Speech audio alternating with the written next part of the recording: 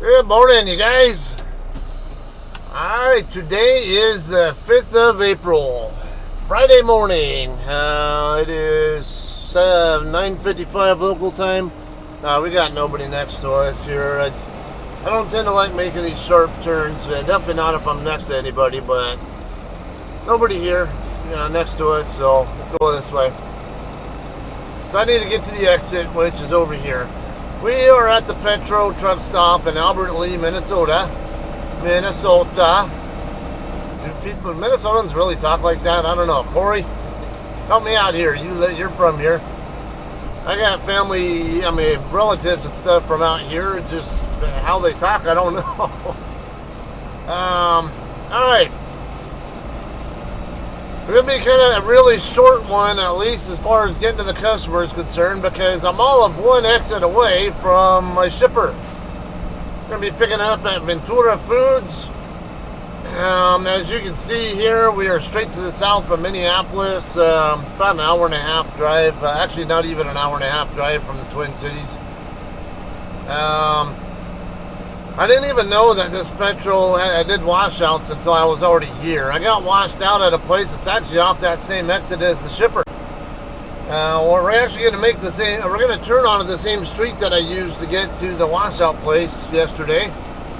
But we're going to turn in the opposite direction. Alright, so I'm going to do this a little bit backward. You guys know I normally have stuff I talk about, like stories to tell, whatever, at the beginning while I'm on the way to the customer, and then we'll do tend to do the customer experience afterward, because I usually want people to be able to see. I can't see around this guy, so I think it should be fine. Yeah, I was pretty sure it was only that red car that just came out from the driveway there. Alright, see, now you know where we're at, though, in relation to Minneapolis, St. Paul, Twin Cities. I'm going to go ahead and zoom in. And, alright, I don't really even need that because I already know exactly how to get there. I know what to expect, even though I've never been there before, but that's what scouting in advance does for you. It's very simple. Just come down here to this come down here to southbound 35. The very first exit possible will be the one we want. Alright, yeah, that guy's going slow enough. We'll go ahead and do it.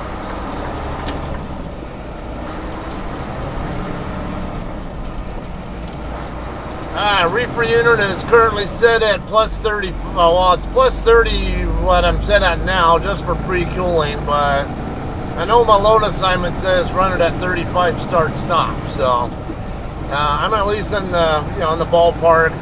It's real easy to get from 30 to 35 anyway.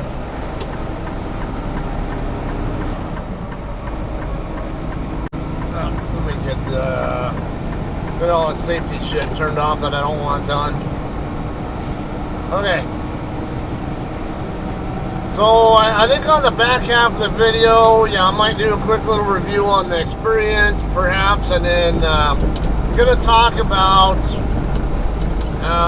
issues that I hate to pick on mechanics, but I used to be one, so I kind of know the routine there. And so I know what it's like to get blamed on by default, but at the same time, it's sometimes there are things that go wrong with your equipment, like your truck and trailer, that really are caused by a mechanic. And I'm gonna talk about specifically that kind of stuff later. And I'll lead it off with a post that I saw yesterday from a state highway patrol agency, their Facebook post. And the conversation that transpired from it kind of got me. It was kind of like the muse for this one. All right, there's another Hirschbach coming in as well. I'm JCT technically, but not for long. As you guys know, we got bought out by Hirschbach 2 years ago, and I got a Hirschbach trailer behind me right now. But my truck's a JCT, so I'm in a JCT lease contract. So it's a little bit weird, I guess. Yeah, and I never, I tend to look at those guys wave, but I never wave because almost 100% of the time they're not even looking at me. I think I had one guy just a few days ago actually look at me, but he didn't wave. He was actually looking my direction at least. And,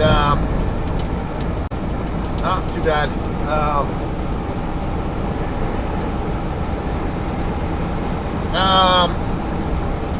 Yeah, most of the time they're just looking straight ahead or whatever and are totally oblivious.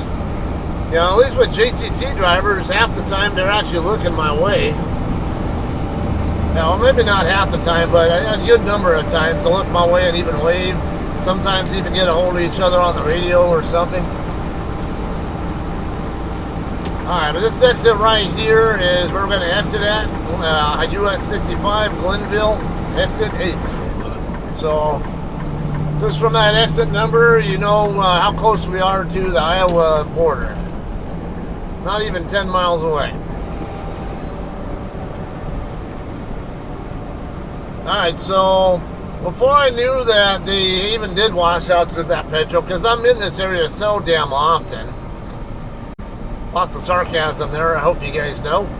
A lot of you guys who know me well know that, but if you're new to my channel or don't know me well, probably don't know that. But anyway, right up here, there's going to be an intersection.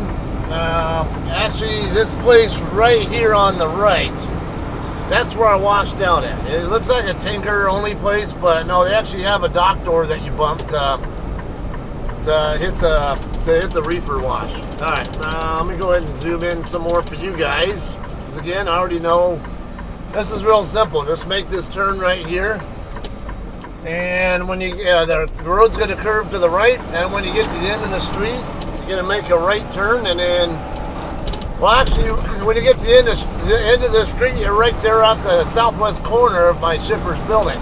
So you make a right, and down on the end on the left is where you go to check in, dock in, and all that crap.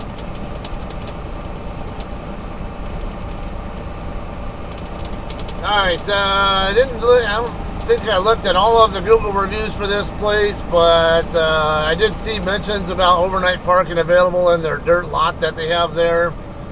I did see at least a few reviews saying that I guess the women in the shipping office are very nice.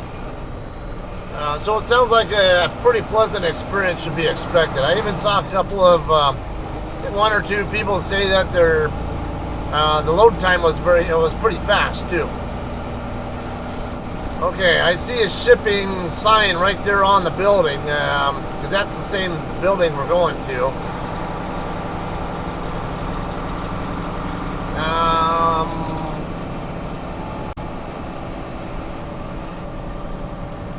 Yeah, that's Ventura Foods. Okay, and then we got arrows on the other sign there. Main office to the right, shipping office to the left, receiving office to the right, safeties, everyone. All right. Okay, so, oh, this is perfect. So there's a Hirschbach in the dock door right there. I thought I was going to have to go over to the northeast end of the lot, but no, look like I can just come right over here, park next to this Volvo driver, or yeah, was it a Volvo? I thought I was looking at a Volvo a second ago. And just pull right next to him, and we'll check in and see how it goes.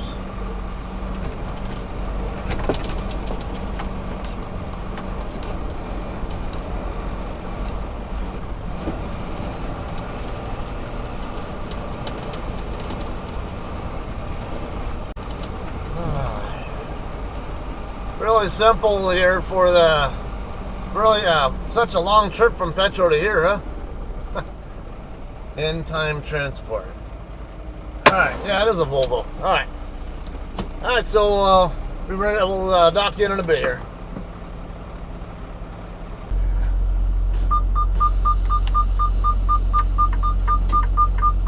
Alright guys, we're ready to dock in now. I got assigned dock door 6 pretty quickly after I got back to the truck.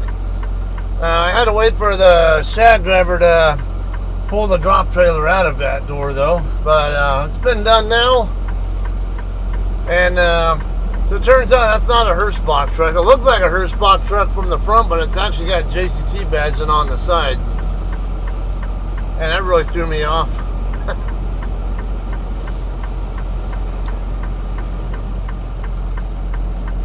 Okay, that guy is turning left, so I don't have to worry about him.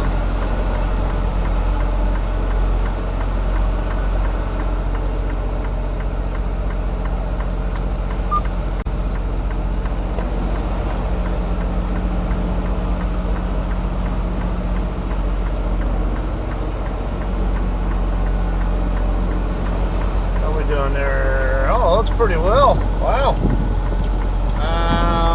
That looked really good. I was kind of surprised actually. See if I can stay clear of that. Yeah, we're good.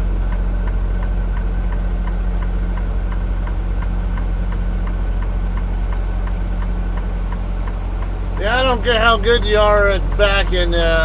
There's always an element of luck with the timing. And that's what I would call that. I'm not going to sit there and brag about that. That's just lucky timing.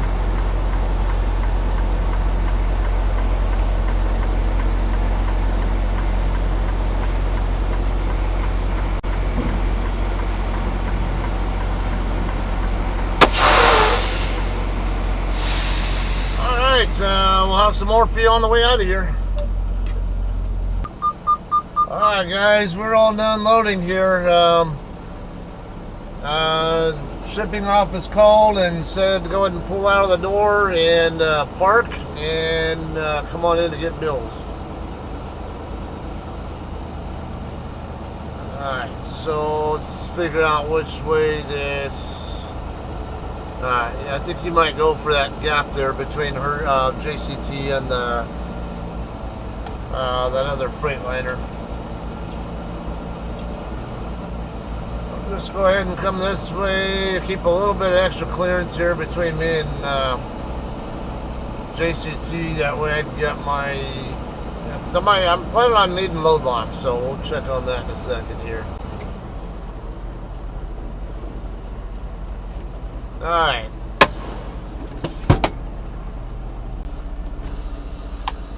Alright guys, we are ready to leave here.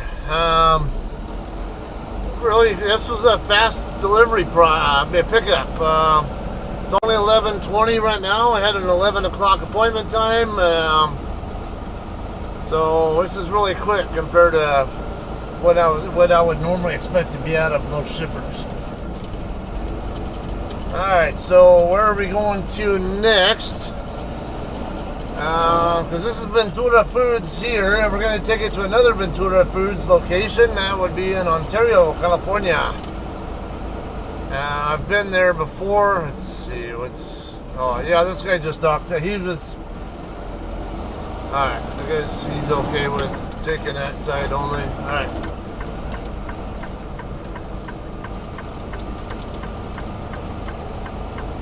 Alright, as you see there on my map there,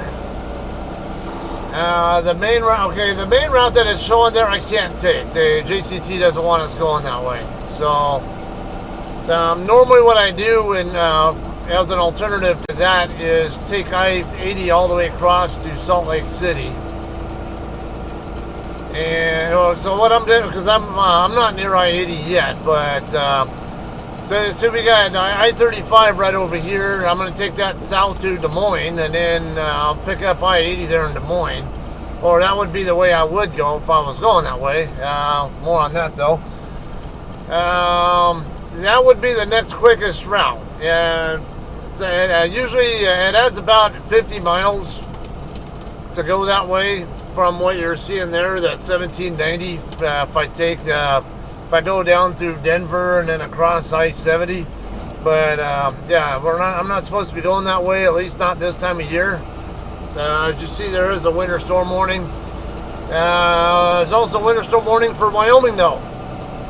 And they're going to have 35 mile an hour winds, which can blow over a lightly loaded truck. And this is a light load. I'm only I only got a 14,000 pound load in here, so I'm also going to have 30 plus mile an hour winds on I-40 though. If I take I-35 all the way down to Wichita, Kansas, and take US 54 across to I-40 in Tucumcari. But at least that is more likely to be a headwind and not a crosswind. Crosswind with this kind of load and those kind of wind conditions is bad. There's a possibility you can, I mean, I've pulled an empty trailer in almost 35 mile an hour crosswinds, but it was not something I care to do again. When you can see the trailer tires constantly wanting to slide off a little bit to the right, and then get pulled back in line with the truck every time, it's, you know that you're pushing the limit there, and it's not something I want to be doing. So, you know, headwind, it's not fun for fuel economy, but then again, a light load will help with fuel economy too. And I'd rather deal with the headwind than the crosswind, because I can't. It's harder to get blown over in a headwind. Which side do I need? Oh, yeah, that's right. I need southbound. So I kept thinking I want to go north, but no, I need southbound. I don't really need to stop at the truck stops there to scale my load. It's as light as it is. I mean, I could tell before I even got my bills that it was a light load, because my load gauge is barely like 20,000 pounds. And the last pallets are, it's like bulk product spread. I don't know what kind of spread. I don't know if it was like butter or something else. I don't know, but that's basically what it is. They want me to run it at plus 38, but I know my load assignment says plus 35, so I will have to run it at 35, which I forgot to set at. But anyway, that's what's going on here. Now, I did talk about earlier, because I think this video is not incredibly long, so I'll go ahead and add in a quick little story time about why you should always double check a mechanic's work. When you get work done on a truck or trailer, always double check the work. Alright, so there was a post on Facebook. Somebody shared it, whatever. I guess, what was it, South Dakota Highway Patrol, I think it was. Okay, so that Highway Patrol agency there, they posted some pictures of somebody's trailer. Yeah, they came in and it ended up having getting a level 1, I guess, level 1 inspection done. And they discovered that at least a couple of the airlines on the trailer that apparently go to one of the brake chambers, is what I'm guessing, were disconnected. And it was leaking the air out as well. You can see the fitting that screws into the brake chamber right there on the end of it. So the other one, that was hard to tell from the picture, but now would be a case of like, well, why would they be disconnected like that? And the threads didn't, well, what I could tell on the threads of the end that you could see, they didn't look like they were stripped up or anything, like there was any problem with them. And then you have to, you know, put some thought into this. Why the hell would they be disconnected? Either somebody sabotaged your equipment, but why would they do that? It's a lot easier if they're gonna sabotage your equipment like that, it's easier to just take a knife or something and cut the airline, and not take the time to go underneath the axle and unscrew a damn brake chamber. And it's like, if I was going to sabotage someone's equipment like that, I could think of easier ways to do it than to climb underneath the trailer that far to do it. Most people are going to pull your fifth wheel or put a quarter in your glad hand fitting or something along that line. Anyway, though, Begs the question, well, if it's, it's either sabotage or maybe a mechanic did something down there and didn't finish their work. And being a mechanic myself, I can tell you from experience that, how things can happen with that. Now, I know trailer mechanics probably don't want to hear this, but I mean, not every trailer problem is because of a mechanic. I'm going to tell you that, but the ones that more probably are, and with my maintenance background on top of it, I'm going to tell you that certain types of problems are much more highly likely to be a mechanic problem, and this would be one of them. Airlines actually unscrewed from the brake chamber tells me that a mechanic did it. If I had to guess, maybe they disconnected the brake chamber, or maybe they disconnected it from the brake chamber so they can either replace the chamber or do some other kind of work related to the brakes.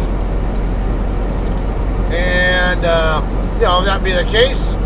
Now, someone did. There was talk about how someone mentioned there aren't any caging bolts in the brake chambers in the pictures, and I can see why they're talking about that, because usually what they'll do is they could put a bolt on the front end of the chamber and basically turn it and basically put it in there and extends the brake, the push rod. But it's not always how people do it either. I've also seen mechanics do it by cage the brakes by just backing off the slack adjusters so that the rod's extended all the way. In fact, I had exactly that kind of problem a couple of years ago. I picked up a drop hook load at which one was it? JBS in Grand Island, or was it Tyson in Lexington, Nebraska? Well, it was in Nebraska, I know that. Might have been Tyson in Lexington, because they had their own on-site scale right there. And I remembered before I pulled away from the drop spot, I went ahead and slid my tandems forward to about where I wanted them.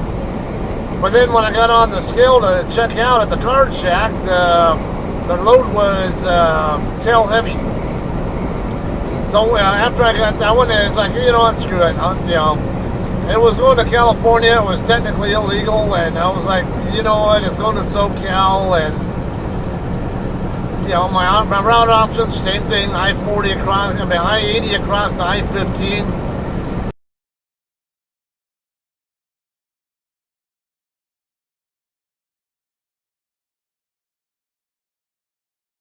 That's open 24/7. So you're not getting, you have to detour around that if you really want to dodge it. I'm not going to talk about that though. The other way would have been work my way down to US 54 and take I-40 across to California. Well, I was still going to have the Cajon Pass way station to deal with, but that one's the southbound scale there is hardly ever open. At least in my experience, it's sometimes open, but not normally at the hours that I was expecting to go make my delivery at, so just took a chance on it.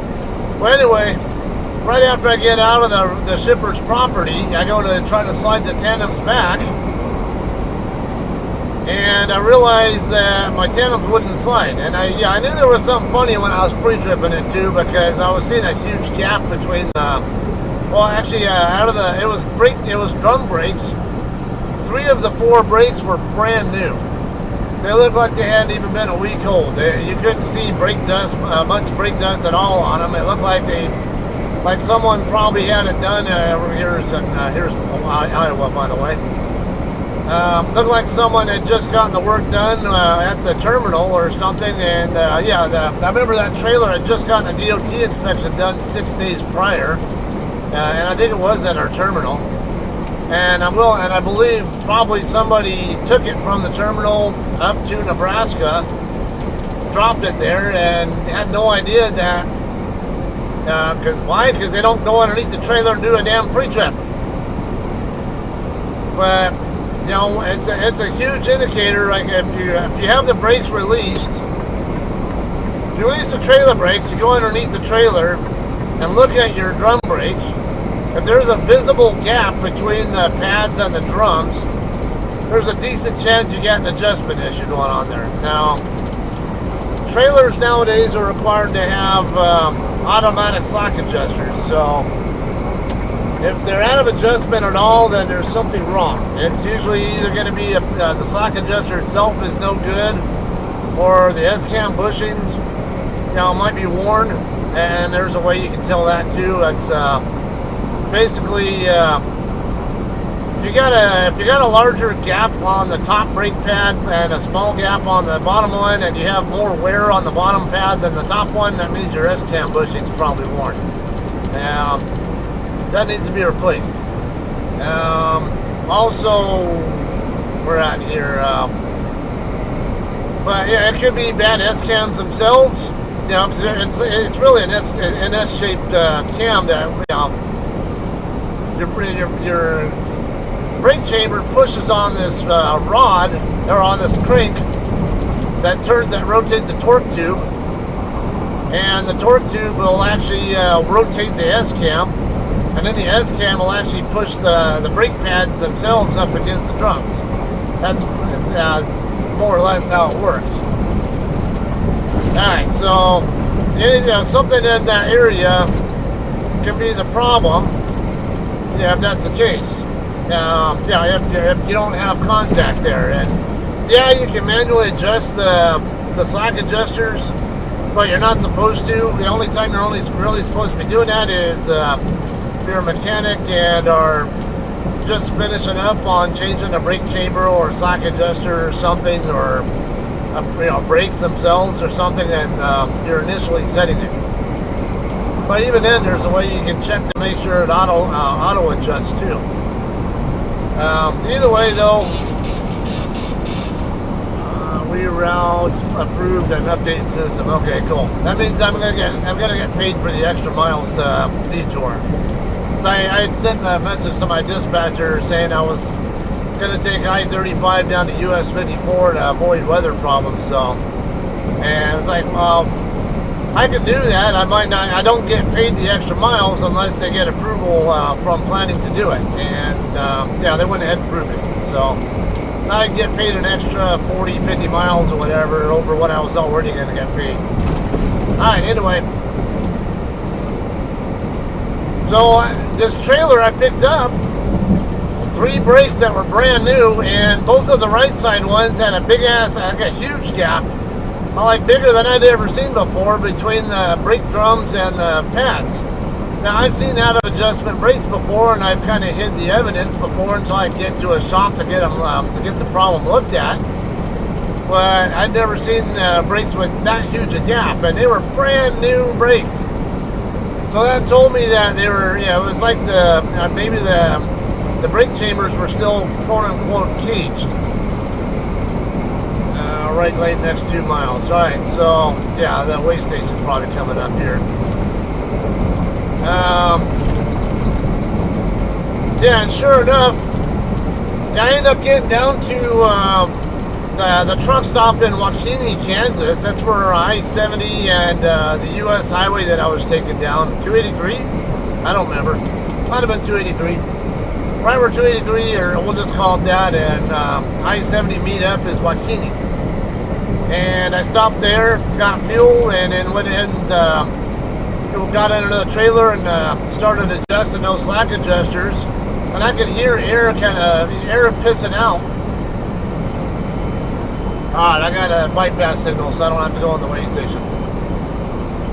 Because I was talking, the first sound I heard sounded like it was the longer tone that's associated with having to go in, but then after I stopped talking and listened and looked, I'm like, no, that's a bypass signal. Alright, this station is open too. Alright, whatever the case, I started manually adjusting the slack adjusters, and I could, I did the right rear one first, and I could hear air starting to come out of it, and then they eventually got it where it was, where it needed to be. And then I crawl underneath the other axle and start adjusting that one as well. And I heard a more pronounced, sound of air coming out. and it moved, and the arm there where the push rod, the brake chamber push rod hooks up to the crank, it moved a lot more quickly too than what I normally would see. And next thing I know, everything looked like it was good. It looked like it was in the right positions. So then I go try to slide the tandems again, work like a champ, perfectly. So that was one of those cases, yeah, mechanic didn't do their job. And I also had one when I was in my Peterbilt. My alternator was going bad, or more so the voltage regulator, but which is usually built into the alternator. I had a problem with it, and I was in Houston, went to the dealer to get it replaced, and when the mechanic put the new alternator on, he didn't tighten the bolts down. Now I was kind of in a hurry to get out of there. I didn't notice it right away, but like very next day when I did my pre-trip, I found it. The two rear bolts were not even threaded in. They were there, but they were all the way out. They were backed all the way out. Not even one thread screwed in yet. And then the two front ones were threaded, but loose, very, very loose. So I'm like, what is up with this? This guy didn't even do his job. And how many times have I, let's say, I picked up a trailer and a customer and found all of our trailers have an auto inflate system. Basically, automatically keeps the tires aired up to the proper pressures.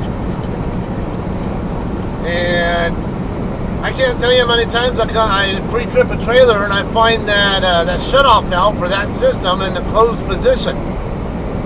Okay, why would that be in a closed position? Either the trailer's got a leak and someone is trying to maintain pressure in the trailer to get it to where they're going, and then they forget about it, or they take it to a shop to get work done, and the mechanic closes that valve so they can do their work, change a tire or brake or whatever they're doing. And when they're done with the work, they forget to put it back. They forget to open it back up. I've even had times where I've gotten tires replaced and found that the auto inflate hoses that go from the hub to the tire itself, you know, the valve assembly is missing, or that it's not tight because they didn't leak check it like they're supposed to be doing. So, yeah, mechanics a lot of times will do this kind of stuff. Right? Never trust mechanics' work. It's great when they know what they're doing and everything gets all done right. But like I said, too many occasions I've seen where even the best mechanic can miss steps. I've done it myself as an aircraft mechanic, and the reason why that usually will happen is either because they're complacent, might be distracted for whatever reason, might be getting hurried by supervision, might be in a hurry to go on their break, might be in a hurry to go to lunch, might be in a hurry to go home, or whatever it is. I've also had occasions where stuff gets missed because shift change, turnover, where there's turnover, where turnover's left for one shift to the other. Hey, this needs to be done. But the other shift doesn't actually do the work, so when you come back in, the other shift assumes it was already done, or doesn't know where what's done and what isn't done, or something. And in fact, I even had something like this in San Antonio. I had a trailer a while back. I delivered a load at Aldi in Roseburg, Texas, southwest of Houston. I ended up taking the trailer back over to San Antonio after that because it had a bad air reservoir in it. It was leaking, and I had to wait for a new reservoir to get shipped before I could get it fixed. Well, the part showed up. Now, when they said it was supposed to, but the night shift, the swing shift guy didn't know anything about it. It was there. The part was there, and they had the people to work it, but they didn't know anything about it. And I knew something was funny because I could see that my work order was in the slot that corresponds with, hey, the part's here and ready to work on. But I guess on the paperwork, it looked like it was still waiting for the part to arrive. So yeah, the guy didn't, and he didn't bother to make in or look into it, make inquiries to figure out if it actually showed up. He just went by the paperwork, and next thing you know, I'm sitting there all night. Had to wait till the next day for a day shift guys to come in, and the guy who was originally doing that task to actually do the work, and I told him about the problem, and hopefully he let the guy know, gave the guy the riot act to help. Aircraft mechanic, I also had I've had that same issue come up. I had a recent Facebook post about the C-141 aircraft on my Facebook. It's a public post, by the way. Some of my former co-workers and bosses were even involved in that discussion there, and there was one kind of an incident. I'll talk about it on another story, though, because it'll take a little bit of time. I don't want to make this video excessively long. So, point of the story, the whole point here is, don't trust the mechanic's work. Always double check that they've done everything. Even if they're like a shit hot mechanic, steps can get missed. I've even I almost dropped the trailer once because of somebody I was swapping loads with somebody in Winslow, Arizona, and while I was starting my process of disconnecting from the trailer, the other driver came up and tried to hand me my bills, and instead of me telling him, hey, I'm not taking your bills until I'm done with my process, I just went ahead and grabbed the bills. Next thing I know, I'm doing my steps out of order from what I'm normally used to doing them in, and I was about ready to pull away from the trailer with the landing gear still up. And it was like a split, like right after I disconnected, I pulled away from the fifth wheel. I was like, oh shit, I never dropped my landing gear, did I? I had to stop and get out, and sure enough, I was right. My landing gear was still up. So I avoided a problem there. That was a 40,000 pound load too. Alright, so distractions of any kind, socializing with other people or interacting with people, and that can create a problem. And everything else I mentioned, right? So watch yourselves, guys, and please look underneath your trailers and your tractors when you're doing your pre-trips. Especially with trailers, it's real easy for me to tell if someone's not doing their pre-trips, because I've had a number of times when I'll go underneath there and the clevis pin for the slack adjuster is not even there. Or I even had one where the clevis pin that hooks the brake chamber up to the S-cam crank, I've had that one missing too, and if that's going on, that brake is not even going to work at all. It'll just sit there and free float in the slot there that it's in. So does you no good. Alright, that's all I got. Hope you guys enjoyed. I hope you guys got some good useful info out of this too. Alright, so I'll be delivering this one Monday night at 2200 in Ontario, California. Alright, so alright, we'll see you guys there, and probably in Ontario then. Alright, have a good night, we'll see you, or have a good day, we'll see you then.